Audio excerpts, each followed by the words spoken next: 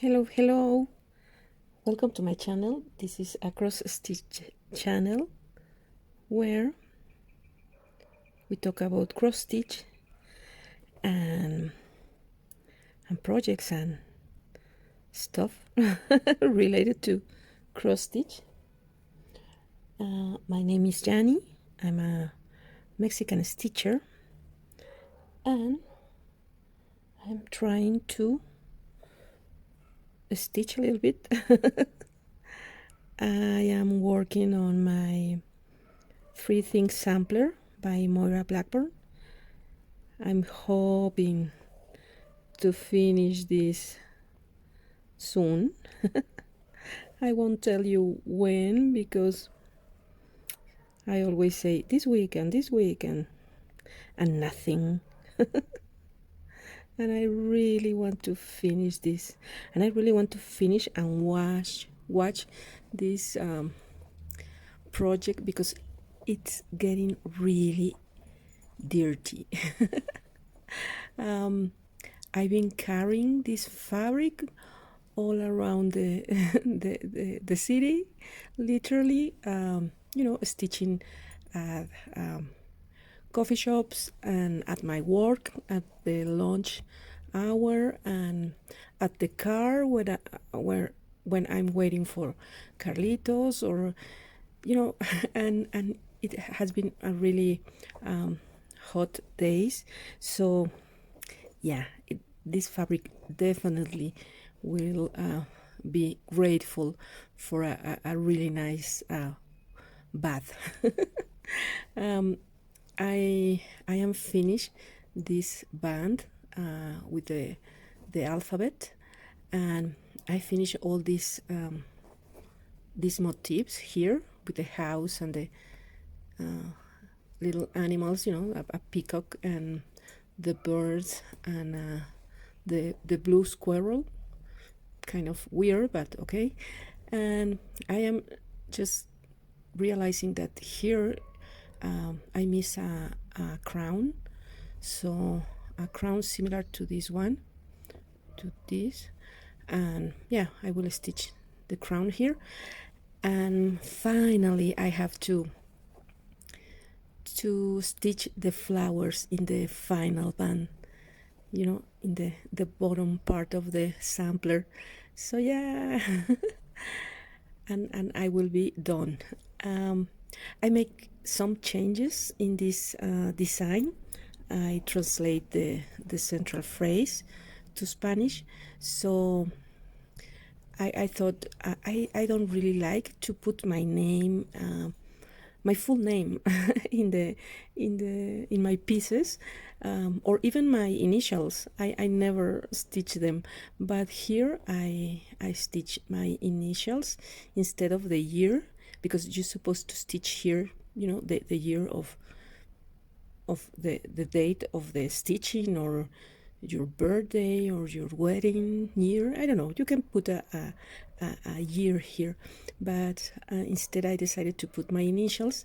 And in this band you're supposed to put your name and then a phrase in English, something like Jani Novoa stitched this piece. I don't know.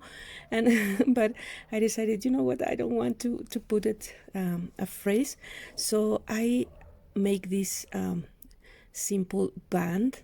I added a few motifs here and in the other side, and I stitch the phrase bordando sueños, creando historias, which is stitching dreams, creating stories. Yeah, stitching dreams, creating stories. Yeah, and I like it. I think it looks nice. Very simple, words, but really nice sentiment. So yeah, and that's it's all my change so far. I was thinking in this last part, the flowers are not the same, but in similar color scheme as the one in the top. So I like this combo, but I like the violet color better, so perhaps I could change, to to keep making change using this color instead, but we'll see. So for now, I don't want to think in any more changes, just finishing the stitching part and giving this piece a nice bath. And I don't usually watch my pieces after I finish. I try to keep my pieces really, as clean as I possibly can, and because I usually use a lot of my hand dye fabrics with darker colors, I'm always afraid of oops, I made a mistake, I'm sorry.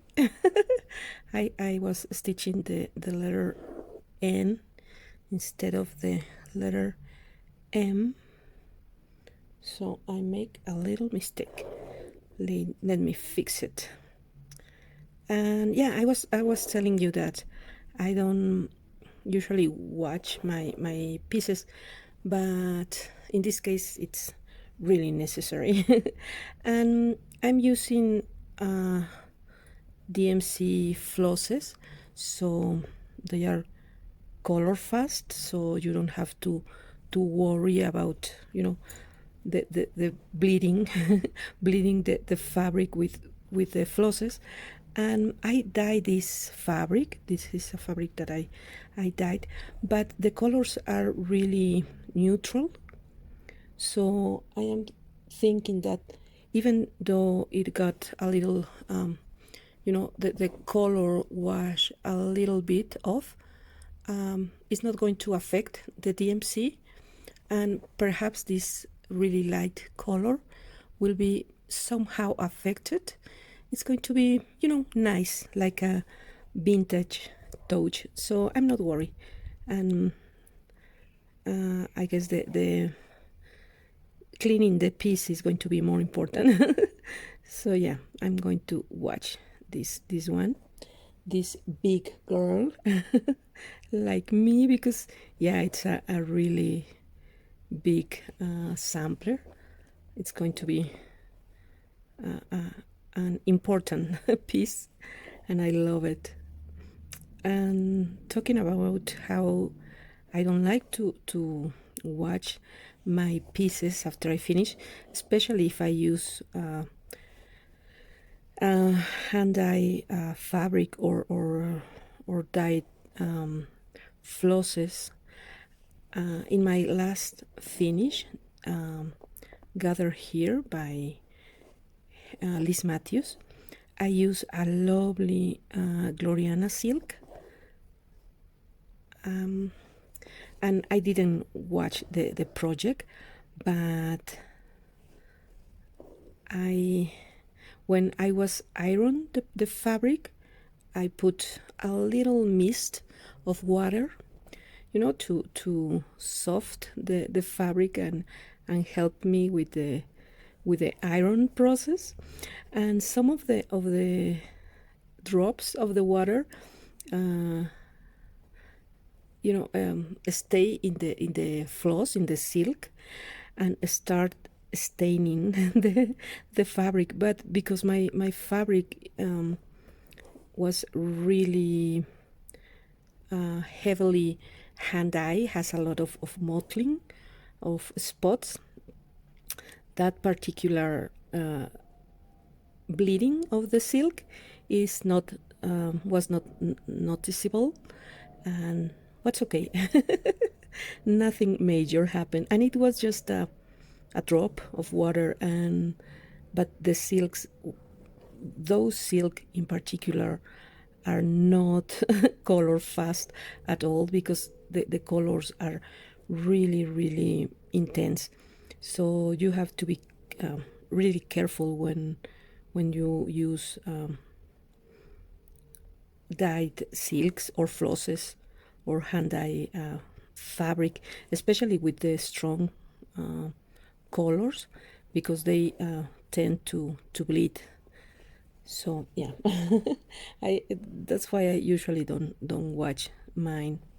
But yeah, or if you feel that you are going to need to watch your project after you finish it, you can watch your silks first, or your fabric first, especially if it is a really intense color.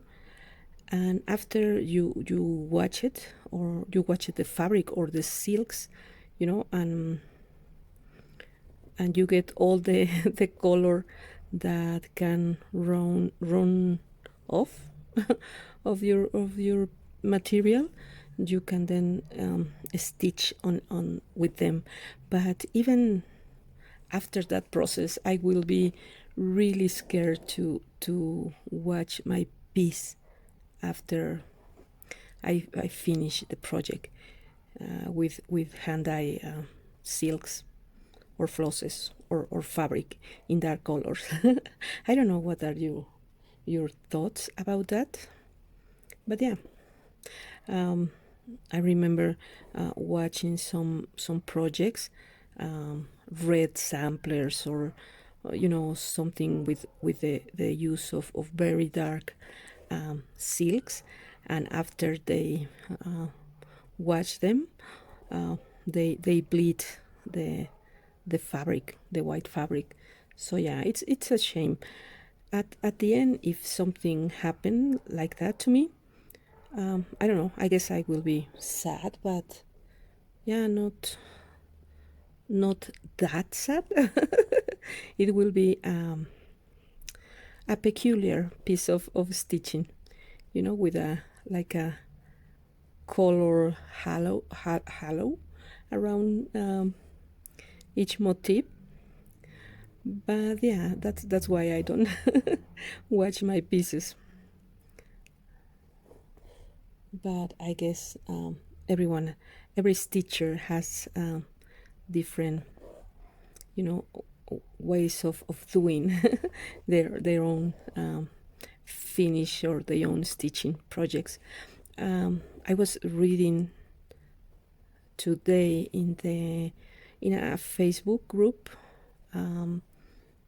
about some lady who has this beautiful antique sampler that belonged to her grandmother, or her husband's grandmother, and she was asking what how you can tell about the value of the piece, or she was her intention was to keep the piece, not sell it. But yeah, she was just asking how you can know the value of a piece like that. And I was reading the comments, and some of the ladies answer her that, well, the best way is to take the stitchy piece to an specialist, I guess someone working on antiques restoration, to ask for a quotation, or a value of the piece. And in case that she wanted to restore the piece, like give reshape, or taking care of the piece, she also should take the sampler to an specialist, because one of the ladies suggest that she should take the sampler out of the frame and watch it, and reframe it again, in order to keep it for future generation. But all the other ladies wrote in the comments, no, don't watch the piece, it's going to be perhaps some bleeding of the colors, or if the fabric it's that old, could get damaged with the washing process. So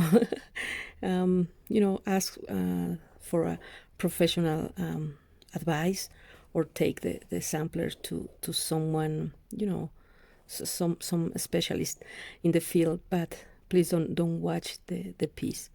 So yeah, and I thought, yeah, that's really interesting. I mean, first of all, should be fantastic to have that kind of heirloom, that a really old piece, stitched or embroidered by one member of your family, that have more than 100 years old, and being able to keep that with you. Here in Mexico, we have a really large tradition of embroidery, traditional embroidery and cross stitch, and not precisely sampler style pieces, but more like linens and tablecloths, and pieces for the household. We make a lot of tablecloths or kitchen clothes for our use. So it's very traditional to have these lovely stitching pieces by our grandmothers or our mothers, and even older than that, who are in a really good shape, because they are really good, taken care of, but they use regularly, and once it's a really old piece or a really antique piece, you used to keep it like a little treasure, and you only use the old tablecloth from your grandmother in special occasions, for Christmas or a celebration, or something special. So you keep that away from the ordinary days. So yeah, in Christmas, in Christmas dinner, we take out the tablecloth of our grannies, and yeah, and one of my aunts, mi tía Soko, she's a wonderful seamstress, and she taught me how to stitch. She have all these old tablecloths by her grandmother.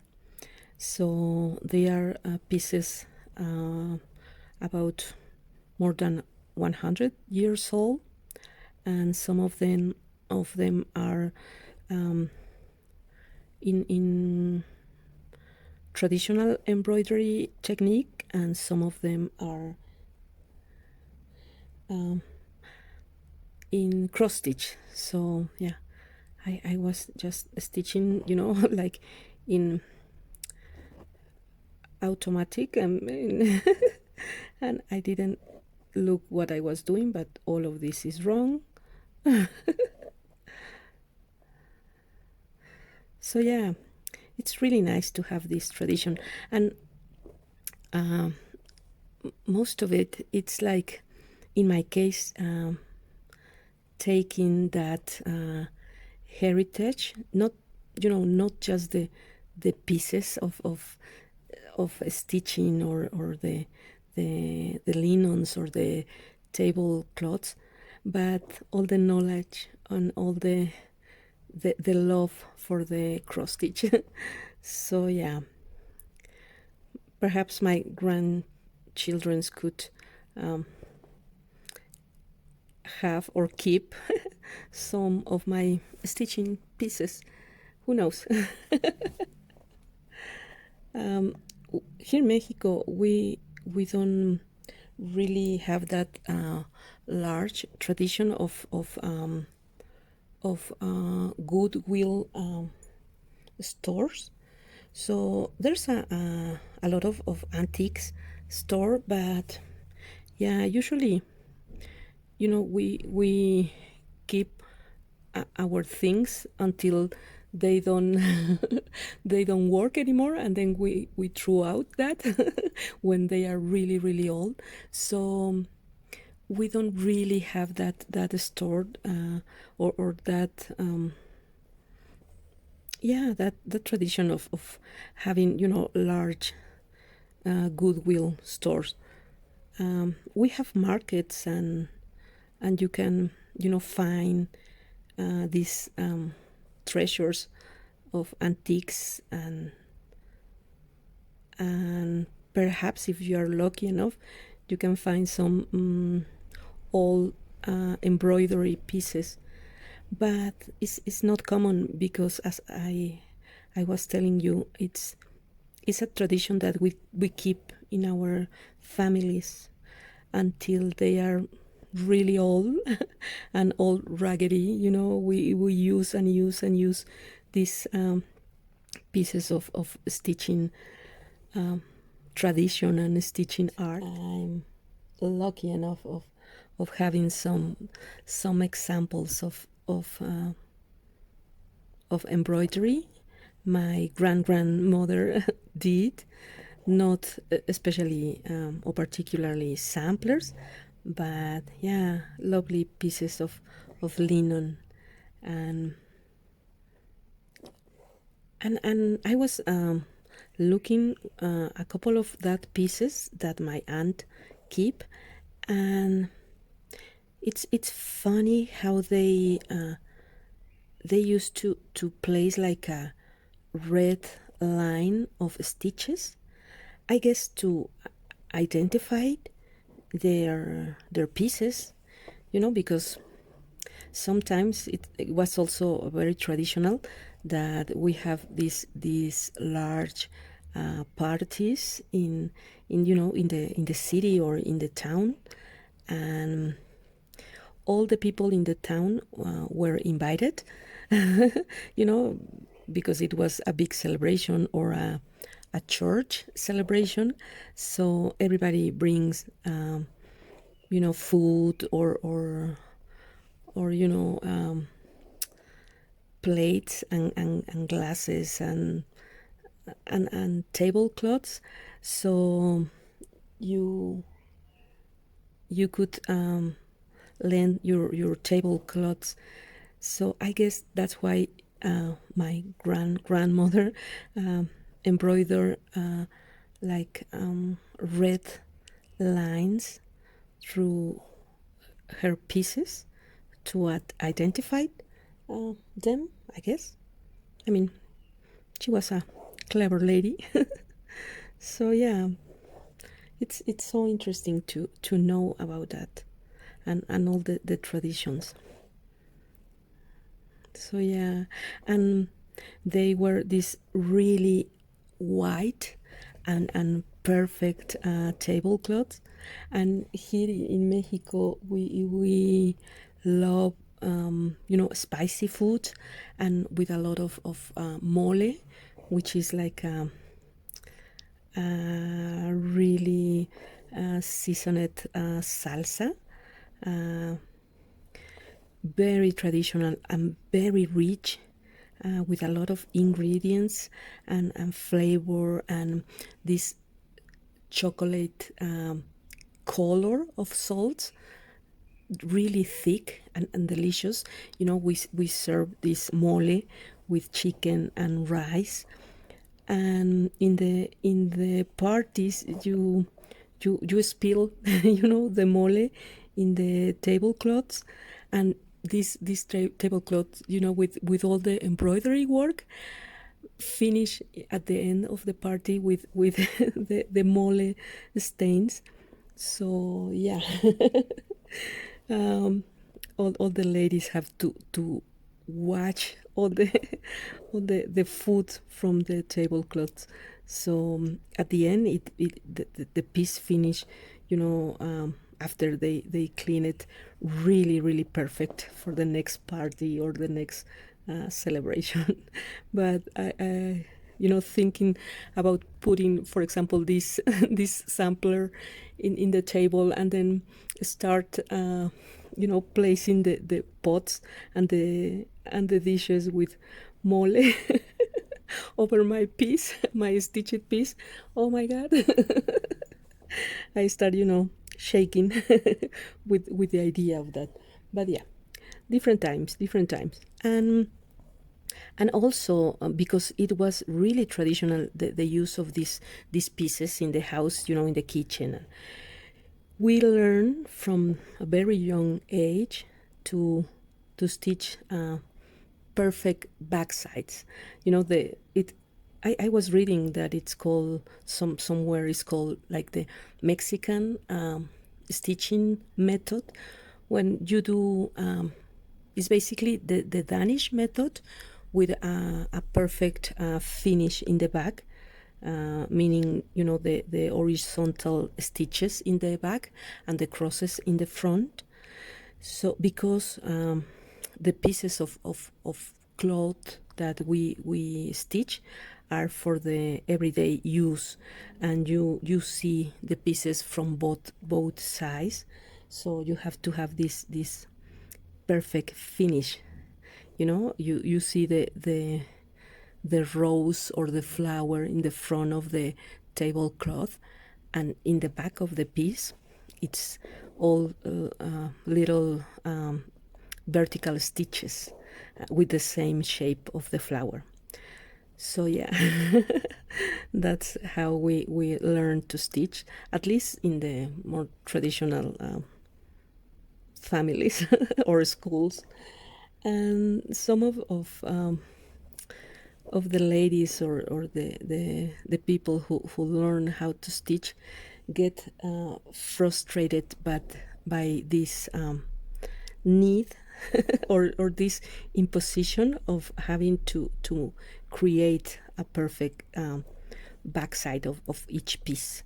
And yeah, many of stitching ladies quit that that hobby because it was really demanding.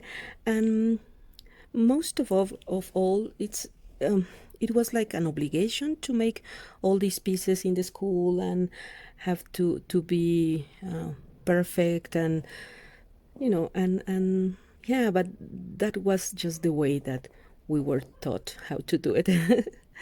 That's why right now I like to say that all backsides are perfect, and you don't really need to have that perfect back in your piece to be a good stitcher. Because sometimes that work or that demanding action start to take away the joy of the stitching. So yeah, we can have being we can improve our technique and learn how to make a really neat back side of our pieces, but that should not be the goal. If that is not what you want, you will need to have joy with your stitching. I don't know, that's that's my opinion, but yeah, you do you, boo. Enjoy the process, enjoy the journey. So yeah, that's I will continue stitching these letters and finishing this sampler finally. And thinking in future adventures and future projects, perhaps a new beginning, perhaps working in a whip. I don't know. It's going to be great once this is finished and frame it. I already have the frame, a really simple one. And yeah, it's going to be a great add to my stitchy sampler collection. I really want to achieve or to copy, those wonderful sampler walls that I keep looking in Instagram, or with those really classic samplers and really beautiful frames. But it's funny how each personality came true, because I start watching the samplers that I'm stitching, and they are not like the ones that I look at in the pictures, in the sampler wall pictures, really neutral and these beautiful calm colors and soft shades. My fabrics are always some kind of different and more striking. So my sampler wall, it's not going to be like the sampler walls that I look at, but it's part of who I am. So yeah, sometimes we try to fit in with the things that we look, and uh, at least me, I try to copy, and I'm really envious or of the things I look, and but at the end, our own personality came true, and yeah, we end with the things that we are, that with the things that we love, and the things that reflect the way we are. So yeah, it's funny, but yeah, I've been stitching samplers this 2 years, 2.5 years perhaps. And yeah, my collection is really eclectic. And I don't know, perhaps also because the traditional samplers are very American, and have a lot of the history of United States, or England or Europe, and I try to adapt those designs. I don't really stitch very patriotic North American samplers, or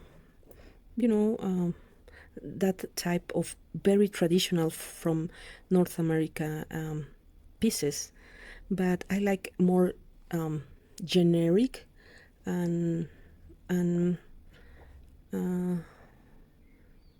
not specific from a country.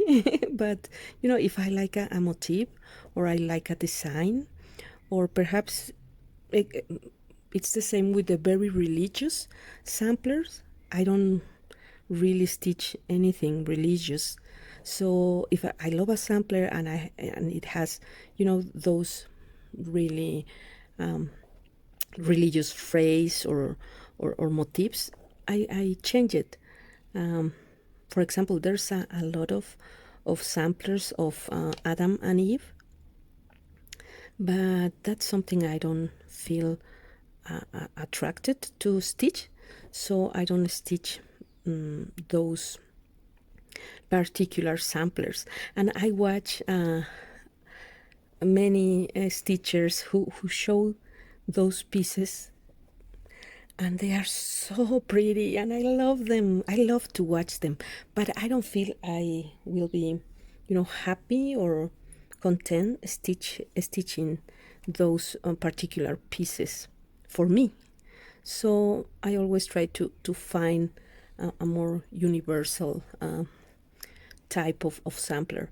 And again, with the colors, I tend to change the color of my pieces. So yeah, of course, I'm not going to finish with a traditional sampler wall.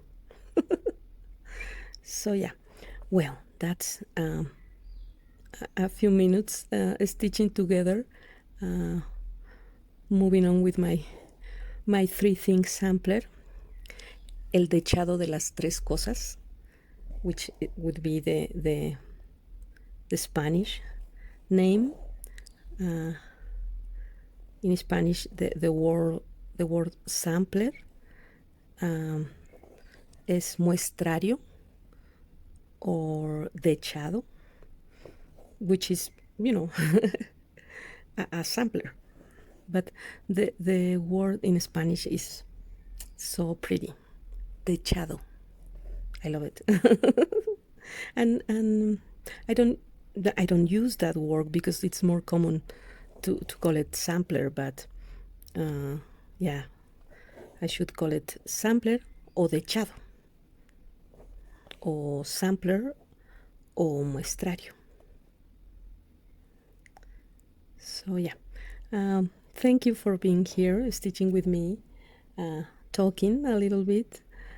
Take care of your family, take care of yourselves, and I will see you in my next video. Bye bye.